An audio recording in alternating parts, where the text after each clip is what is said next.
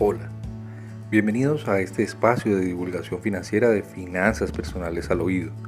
Mi nombre es Carlos y las reflexiones de hoy las haré sobre la gestión eficiente del tiempo tomando los elementos del libro 7 hábitos de la gente altamente efectiva de Stephen Covey.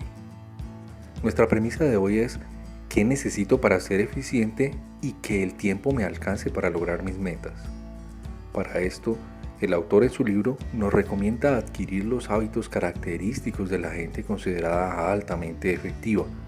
Los primeros 3 hábitos consisten en un fuerte trabajo individual que el autor denomina nuestra victoria interna, y son los hábitos que nos ayudarán a crecer personalmente para sentar unas bases sólidas sobre las cuales construir nuestros nuevos hábitos y nuestra nueva dinámica de vida. Esto no quiere decir que para ser exitosos exista una fórmula que funcione el 100% de las veces. Por eso el contenido de este informe y sus apreciaciones son sugerencias. Podemos adoptar cada uno de estos hábitos y con seguridad cambiará nuestra vida, pero dependerá de nosotros saber si eso que buscamos es lo que realmente deseamos. Aquí te dejo un link para el informe de 5 tareas que nos deja Dean Graziosi en Hábitos de Millonarios Exitosos para alcanzar la riqueza, para ayudarte a tener mayor claridad sobre esto. Hábito número 1. Ser proactivos. Este es el primero y aquí el autor nos invita a observar nuestra postura ante la vida, si somos reactivos o proactivos. La persona reactiva pasa gran parte de su tiempo respondiendo a estímulos externos, por lo que su manejo de este varía en función del medio, es decir, se ocupa de las cosas según van apareciendo, por lo que se genera asimismo la ilusión de la eficiencia al estar trabajando en varios temas simultáneamente, pero rara vez termina de forma correcta estos asuntos o en el plazo indicado. Este rasgo no solo afecta a su vida profesional, sino la personal. La persona proactiva, en cambio, está consciente de su libertad, sus habilidades y su tiempo, por lo que es capaz de priorizar de acuerdo con sus capacidades y responsabilidades. Esto hará que quizá no pueda atender todo lo que le llegue en el día, pero lo que hace lo termina de forma correcta y en el plazo indicado. Un buen ejemplo de estos rasgos son las personas que aparentemente nunca tienen tiempo. Estas tienden a pensar que estar ocupados es algo bueno, pero en realidad se están estancando, pues no suelen tener iniciativas propias. Entonces para ellos será más difícil ascender en el trabajo, encontrar uno nuevo, llevar una familia e incluso descansar. Al ser proactivos, estaremos mejor preparados para muchas de las cosas que sabemos o intuimos que llegarán a lo largo del día y cuando lleguen, estas no serán un motivo de estrés. Aquí el autor nos describe 2 esferas psicológicas en donde decidimos habitar, la esfera de influencia y la esfera de la preocupación, y nos lo cuenta con el propósito de que seamos conscientes de dónde pasamos nuestro tiempo. La esfera de influencia. La mente proactiva se pone a funcionar cuando se enfoca en las cosas relacionadas a nuestra visión y metas, que es sobre lo que podemos influir directamente y ejercer mayor control. Asuntos de nuestro puesto de trabajo, la familia, nuestra propia empresa o de salud están en este círculo. Y es ahí donde la persona proactiva pasa la mayor parte del tiempo buscando influenciar el resultado.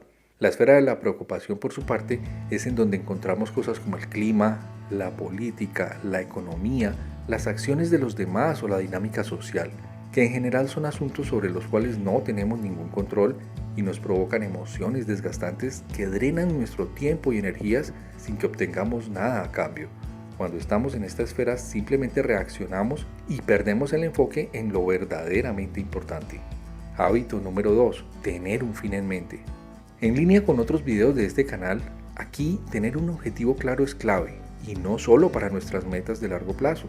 Este hábito de tener un fin claro en mente nos ayuda en todos los aspectos de la vida. Hacernos esta imagen mental activa nuestra creatividad, ya sea para preparar nuestros alimentos o conseguir un aumento de nuestro ingreso. Todo comienza en una idea, por lo tanto, esta debe ser absolutamente clara. Esto implica que debemos dedicar algunos momentos del día para reflexionar si nuestras acciones son compatibles con nuestro objetivo. Por ejemplo, si tenemos hambre, nos enfocamos en preparar nuestros alimentos con la idea de solucionar nuestra cena. Por lo tanto, si queremos una sopa de pollo, ponerle azúcar en lugar de sal es una acción que no es compatible con lo que deseamos y al final tendremos que tirar nuestra preparación y habremos desperdiciado tiempo, dinero y recursos en algo que no satisfizo nuestro deseo. Ahora cambiemos el hambre por la falta de tiempo, dinero, salud o lo que sea que deseemos cambiar y preguntémonos si nuestras acciones y actitudes son coherentes con nuestras metas. Esto nos faculta con la habilidad de decir no a aquello que nos desenfoca de nuestra meta. Hábito número 3. Establecer prioridades. Podemos tener un plan de acción, una lista de quehaceres e incluso aplicaciones del teléfono que nos estén recordando cosas que creemos importantes. Pero si una sola de estas cosas consume nuestros recursos, entonces en la práctica ninguno de estos trucos nos sirve. Aspectos como la familia, el trabajo o la empresa, que son prioritarios la mayoría de las veces, suponen un verdadero reto porque en general nos es muy difícil hacer coincidir nuestras acciones del día a día con lograr avances en todos estos aspectos. Esto no quiere decir que no podamos lograr el equilibrio en nuestras metas, pero sí es un indicador de que no estamos organizados para atender nuestros asuntos. Para ayudarnos, el autor nos enseña la matriz de gestión del tiempo, donde en el primer cuadrante nos muestra lo urgente e importante. Aquí vamos a encontrar asuntos con fechas límites como eventos familiares, asuntos relativos a impuestos o entregas de pedidos. En el cuadrante 2 está lo que es importante pero no es urgente. Por ejemplo, una clase de aeróbicos que deseamos tomar, un aprendizaje voluntario en función de nuestras metas más grandes y más lejanas, o la lectura de un libro. En el cuadrante 3 está lo urgente pero no importante. Aquí entran algunas redes sociales y contactos tecnológicos que generalmente no son muy importantes para nuestros objetivos, pero por estar tan a la mano, sus notificaciones se nos convierten en urgentes. Y en el cuadrante 4 está lo que no es urgente y tampoco es importante. Aquí está ver esa serie de Netflix o revisar los perfiles de otras personas en Facebook. Son cosas que no aportan mucho a nuestros objetivos más allá del ocio y por tanto pueden esperar. Hábito número 4. Ganar. A partir de aquí, el autor nos cuenta que estos son los hábitos que nos dan la victoria pública. Tienen que ver con el liderazgo, la inspiración y la visión conjunta. Por ello, ganar implica que para que podamos obtener algo duradero en el tiempo, debemos desechar el paradigma de ganador-perdedor y enfocarnos en que tanto nosotros como nuestro entorno en general obtengan un beneficio cuando nosotros obtenemos ese beneficio. Al adoptar este enfoque, nuestra mente proactiva se estimula para encontrar formas de actuar frente a las situaciones que sean nuevas y eficientes, con lo que iremos construyendo relaciones más fuertes en nuestro entorno, por estar basadas en la confianza y el beneficio mutuo. Hábito número 5. Comprender antes de ser comprendido. En un famoso libro de ventas que nos habla sobre vendedores desafiantes, nos invitan a dejar que nuestro interlocutor hable y que nos limitemos a escuchar. Al final de la conversación nos cuenta que la mayoría de las veces nuestro potencial cliente quedará cautivado porque somos buenos conversadores, pero en realidad lo único que hicimos fue escuchar al indagar un poco sobre sus expectativas. Esto sucede porque nuestro interlocutor sintió que estaba siendo escuchado, comprendido y valorado. De esta forma estaremos construyendo una relación basada en la confianza. Entonces, si queremos ser líderes, debemos escuchar y comprender para contar siempre con la mayor cantidad de información posible. Necesaria esta para que nuestras actuaciones, decisiones y requerimientos sean precisos y podamos comunicar de forma asertiva. Esto es comúnmente llamado empatía. Para utilizar un ejemplo, hagamos de cuenta que somos médicos y cuando nos llega un paciente le recetamos medicamentos sin antes escuchar el motivo de la consulta y diagnosticar su patología. Lo más probable es que el paciente se vaya descontento, con tiempo y recursos desperdiciados y aún con su dolencia. Si nuestro despacho dependiera de ese paciente para subsistir, estaríamos en serios problemas.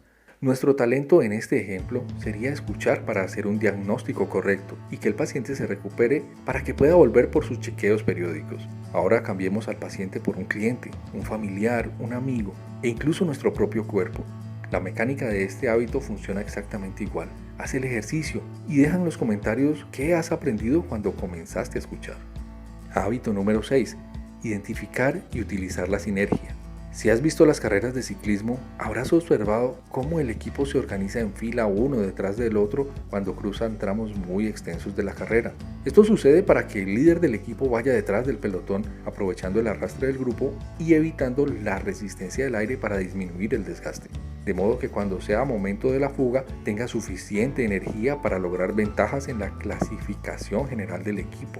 Esto es un buen ejemplo de sinergia. Aquí, el trabajo de equipo permite lograr resultados positivos, pues el equipo no está compitiendo entre sí, sino para sí mismos, con tareas asignadas según las capacidades, experiencias y talentos particulares de los integrantes. Las personas exitosas son buenas para identificar y generar sinergias, principalmente porque entienden las necesidades de sus contrapartes y que los recursos son limitados. Si hemos logrado implementar estos hábitos hasta aquí, seremos capaces de ser conscientes de nuestras propias limitaciones y de que necesitamos ayuda para lograr los objetivos que nos hemos propuesto. Una vez nos concientizamos de esto, estaremos en capacidad de formar equipos altamente eficientes, relaciones sólidas e incluso familias funcionales, pues habremos comenzado a liderar en una misma dirección a grupos de personas con enfoques, talentos y necesidades particulares sin que esto sea fuente de distorsiones o malestares innecesarios. Hábito número 7. Afilar la sierra. Cuando emprendemos un camino, cualquiera que éste sea, tendrá muchas exigencias, entre ellas la de formarnos constantemente, pero esto toma tiempo, esfuerzo y energía, por lo que muchas veces demoramos esta formación o directamente no lo hacemos. Sin embargo, no hacerlo generalmente significa un gasto mayor de estos valiosos recursos. Aquí el autor nos describe el proceso de estar en formación constante como autorrenovación equilibrada y se caracteriza por estar constantemente en función de crecer según las exigencias del camino que vayamos andando. Aquí es necesario utilizar el ejemplo de la sierra. Mientras un hombre cortaba un árbol, se acercó un vecino y al observar vio que la sierra estaba muy desafilada. Entonces le dijo que si la afilaba, cortar el árbol sería mucho más rápido y menos extenuante. A esto el operador le dijo que no tenía tiempo para perder afilando su vieja sierra. Este ejemplo caricaturesco devela una realidad en la que vivimos muchos. Queremos ser ricos, pero pasamos horas en Netflix. Queremos ser saludables, pero pasamos horas sentados comiendo snacks sin hacer ejercicio. Queremos ser más inteligentes, pero 20 minutos leyendo nos parecen una eternidad. O queremos tener una familia funcional, pero no pasamos tiempo de calidad con ellos o no los escuchamos. Aquí, afilar la sierra es una metáfora sobre cómo vamos perdiendo eficiencia por estar desperdiciando tiempo y recursos en cosas que creemos muy importantes. Reflexionando un poco más sobre este ejemplo, nos daremos cuenta que nuestro operario va a utilizar la máquina hasta que el esfuerzo que tenga que hacer para cortar un árbol sobrepase sus capacidades y se rompa. Eso mismo nos puede pasar si no mantenemos el foco en nuestros objetivos y no nos preparamos para sus exigencias. Nuestra sierra se puede romper en forma de un problema de salud, un divorcio o la pérdida del empleo. Entonces, mantener afilada nuestra sierra será el equivalente a administrar de forma eficiente los recursos que tenemos a nuestra disposición: salud, tiempo y conocimiento. Para terminar, cuando hayamos logrado incorporar estos hábitos a nuestra cotidianidad, estaremos en capacidad de lograr un estilo de vida equilibrado donde alcanzar metas será la constante y podremos gozar a plenitud en todos los aspectos sin preocuparnos de más por los imprevistos, pero sin que ello nos haga bajar la guardia y que nos tomen desprevenidos cuando lleguen. Espero que este video te haya aportado luz y nuevas ideas en tu propósito de desarrollar tus capacidades financieras y te acerque un poco más al logro de tus mayores metas. Deja tu comentario si ya tienes alguno de estos hábitos y cuéntanos cómo te ha cambiado la vida. Recuerda suscribirte, dar un like y compartir para que juntos hagamos crecer esta comunidad de ricos y emprendedores. Hasta pronto y gracias.